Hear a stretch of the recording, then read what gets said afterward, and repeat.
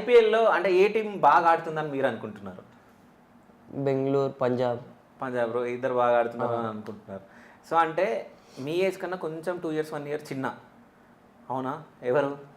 Vaibhav Suryavanshi. So చాలా బాగా ఆడుతున్నాడు కదా, ఎట్లా అనిపిస్తుంది మీకు ఆయన చూస్తూ ఉంటే? మంచిగానే అనిపిస్తుంది. మంచిగా అనిపిస్తుందా? అంటే నాకు తెలిసి 15 అనుకుంటా ఏజ్. సో ఈ ఏజ్లో అంత బాగా ఆడుతున్నారు అంటే ఆ ప్లేస్లో మీరు ఉండాలని చెప్పేసి ఎప్పుడన్నా ఊహించుకున్నారా? అంటే ఆయన మ్యాచ్ చూస్తూ ఉంటే. ఎంచుకున్నాం. ఓకే. సో రీసెంట్గా సెంచరీ చేసిండు, సో ఏమనిపిస్తుంది?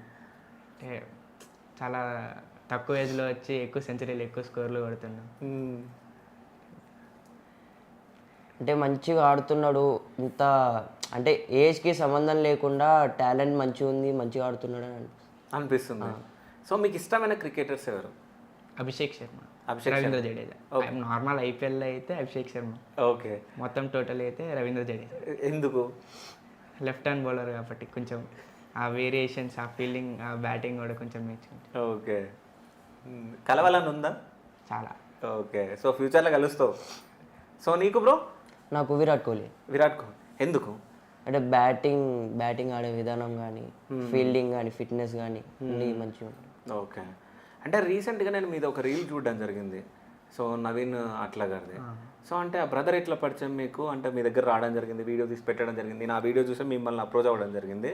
సో ఎట్లా అనిపించింది ఆయన మీ ఇంటి దగ్గరికి వచ్చి మాట్లాడడం?